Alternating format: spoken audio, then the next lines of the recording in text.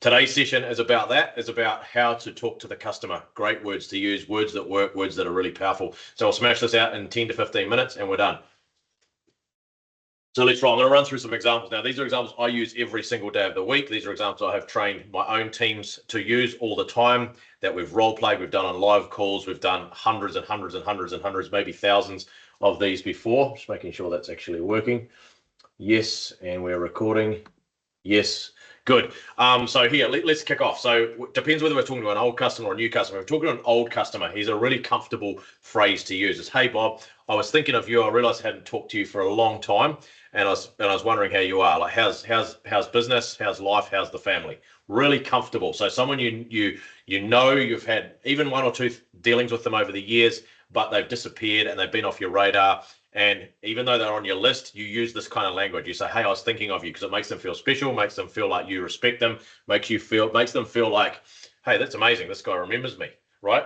So it makes them feel a bit special, right? Because who do people care about the most? Well, at the end of the day, unfortunately, it's not you, it's them, okay? It's themselves. So you need to use language that really works. So this is really powerful. And then you say, how's business? How's the family? If you remember that they've got kids, how's the kids? Blah, blah, right? You can spend a little bit of time on that, some rapport, warm them up, okay? A lot of people say, I don't waste time on this stuff. It's really important. Build a little bit of rapport. Now, if they're in a hurry, this is an important tip as well. If they're in a hurry, then you match their pace. So don't spend too much time on that, okay? You need to learn to match the pace of your customer or your lead, right? If they're not in a hurry and they want to talk about family, let them talk about family. Then pivot to business. Say, by the way, how's business? How's things going? Right? And let them speak. Now, silence is your friend. Too many salespeople and too many business owners and too many people that are trying to learn how to sell just fill the space with words. It's stupid. You need to be able to just let silence be your friend. It's really, really powerful. And I'll talk some more about this. Okay, so it's the same as when you're closing a deal. You ask you, hey, are you ready to sign the order? Now just let the silence be deafening. It's uncomfortable, but it's more uncomfortable for them. And you just wait till they fill it. Say, okay, let's do the deal. Or actually, no, I'm not ready because of blah blah blah. Right? Silence. Whereas if you jump in before you give them a chance, you're going to spoil closing the deal. You're going to spoil getting an opportunity. There's all sorts of things you will spoil. I promise you this. 2 ears, 1 mouth. Use them in that order. Okay, so this is comfortable language, and then you pivot to the business. How's business? Okay, so you've said, I'm thinking of you. I wanted to give you a call. I feel bad we haven't talked for a long time, but we've been crazy. I'd love to hear how things are going for you. Okay, so use comfortable language. Okay, it's really, really, really important.